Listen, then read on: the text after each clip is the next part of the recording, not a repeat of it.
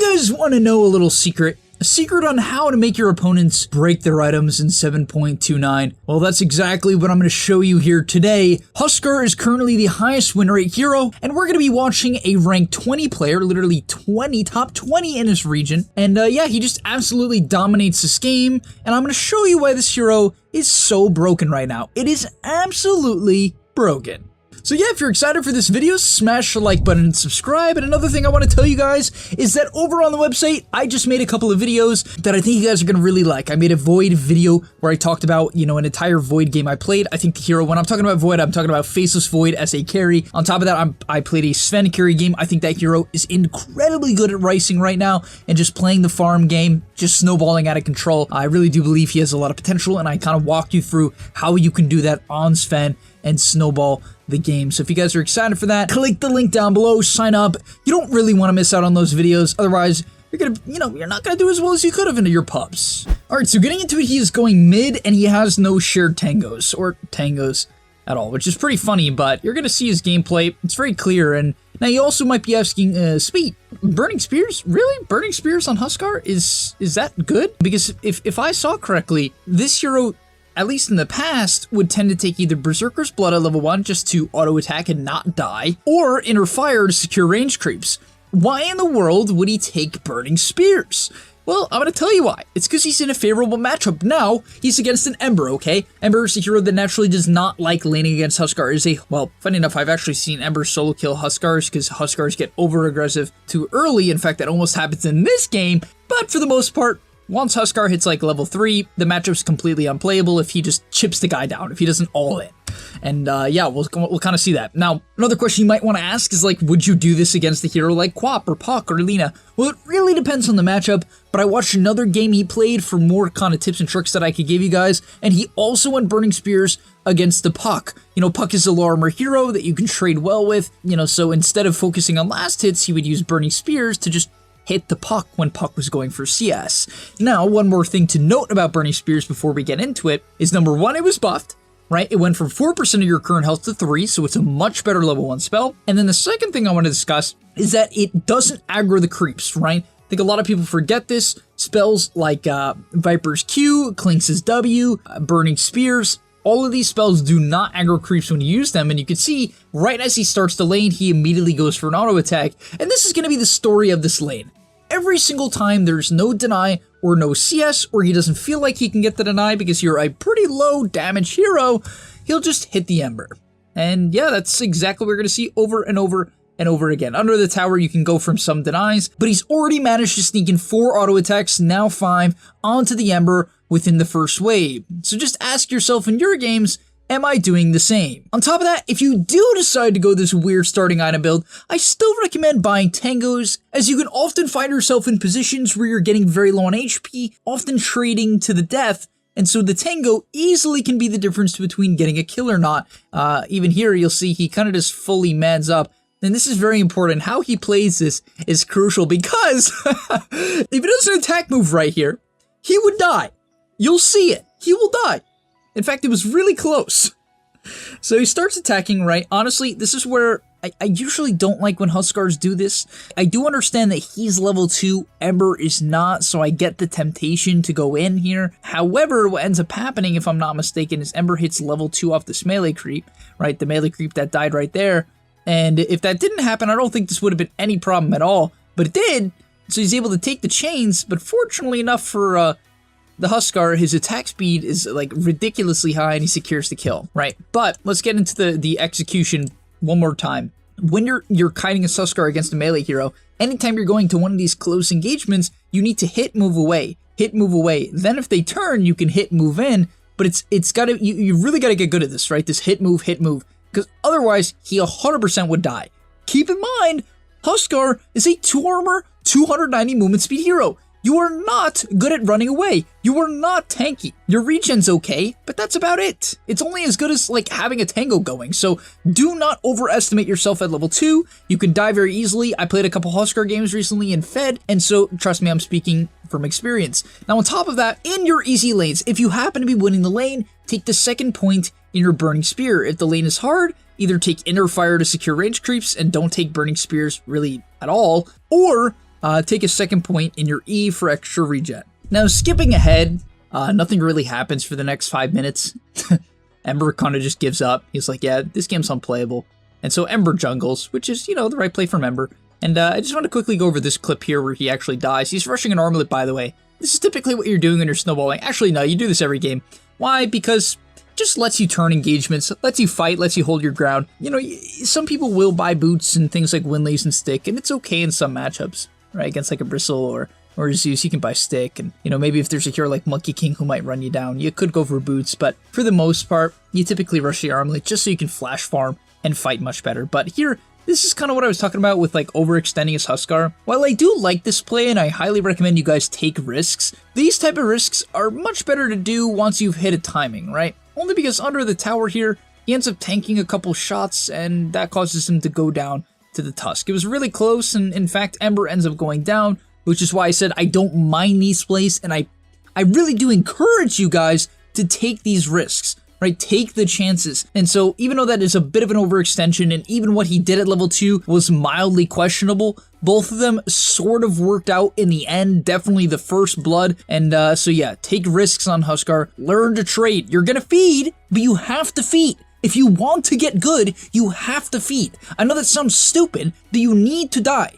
If your team doesn't flame you for playing a bad HUSKAR game, you are not going to become good at HUSKAR because you will not learn how to win your lane. On top of that, next most important thing is HUSKAR. This by far, if you are trying to stomp, you have to do this.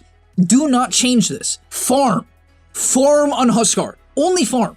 Okay? Only farm. I'm willing to say it that extreme. Because if you do not only farm, you know what's going to happen? You're going to realize that you're not tanky, right? By the way, your passive does not give armor. It does not give magic resist like it used to. If you're 400 HP, you are 400 HP. Like, remember that. You are 400 HP. it is not higher than you think, right? Your HP is your HP on HUSKAR. Do not get that wrong. And so this hero is not that good at fighting in the early game. Frankly, whenever you try to fight with this hero, you end up just dying to some nonsense like a single sleight of fist or a Mars Q just ends up clipping you and killing you. And just don't make that happen. Instead, stack ancient camps, ask for ancient stacks, you know, especially if with your friends or, you know, you think you have some friendly teammates, just do that, right? Ask for those things. And yeah, just farm. You could see how fast he actually is farming right now. Sure, I have a little bit faster than usual, but you just shred, right? The next thing I just want to mention, he just saw a fight going on top. What did he do? Ignored it and pushed him in tower, baby. That's what I'm talking about. He knows what makes this hero good, right? He knows what makes this hero good. It is not your rotation potential. That's not why you pick HUSKAR. You're not trying to win your side lanes. So when you inevitably get flamed by your safe laner for not ganking, just tell them that Speed told you to do it. And yeah, it's kind of just a rinse repeat. I'd love to make this segment of the video more interesting, but there's nothing to say. There's nothing to say, just do this. And just as a quick example to show why your hero really isn't that good at fighting in the early game, let's just look at a clip where he gets gone on with half HP. Half. With a Warlock Golem to follow him, right? He still dies. Just please remember that, right? Like, look at that clip and be like, wow, he's the top net worth and just died to a lion finger, right? In the past, that wouldn't have been the case, but a lot of people haven't adjusted. They're used to the old HUSKAR who would just eat the finger, right? The next thing is smoking the Roshan. Once you have Armlet, you can Rosh. You heard me right. You don't need Phase, you don't need Sange, you don't need Lifesteal. Once you have Armlet, you can Rosh. Yeah, the other items make it easier and whatever, but as you can see here, you literally do not need anything more than an Armlet. Now, unfortunately for him, the enemy team scouts it out, but it doesn't really matter, you know. If they come scout it out, tell your team to be in the area, right? Tell them to be ready to take that engagement, and you can hopefully kill them off, especially if you have Phase Boots. By the way, quick little distinction with his items. Might notice that he has Phase Boots and Winleys, and say, why do you have these items? Isn't HUSKAR just meant to be a tank? Yeah, but if you get kited too easily, you're just a useless tank. You just tank damage, and that's not that useful, so you need to buy movement speed so you can actually hit people. Now, once you get Sange, this is where things really start to get fun. It's when your regen just starts to get out of this world, and so always build Sange after your Phase Boots, Winleys, and Armlet. And as you can see here, when he's getting gone on, he's running at a solid 105 regen, is able to live it, get the armlet off, and turn the fight. And obviously after getting a nice disarm off, he easily can shred through this Ember who thought he had a chance. Another quick little side note, as we watch him finish off Roche and bait the enemy team into a bad engagement, I just want to say a couple heroes that I really like HUSKAR with. I think Warlock is good in the lane, but I think the best heroes in particular are Oracle, Dazzle as per usual, and then Abaddon. I really love Abaddon, played it with my friend today, and even though I absolutely fed in that game, I still feel like I did some stuff in fights, only because I had my friend on Abaddon who could Solar Crest me, pipe me, give me Vlads. Oh, that sounded really weird. Okay. But that's besides the point. It's nice, because he can buy a 2,600 gold Solar Crest, give you 65 attack speed and armor that you lack, and then shield you anytime you get gone on. And by the way, what counters HUSKAR a lot? Spirit Vessel. You know who can purge it? Oracle and Abaddon. So those two heroes in particular tend to be the best. Next up, let's get into the distinction of why he goes Sanjin Yasha and not Halberd. Do keep in mind a lot of people are buying Halberd. Halberd was buffed, it costs a little bit less gold. But I would like to note that when you buy Halberd, you only get 16% status resist. When you buy Sanjin Yasha, you get 25% status resist.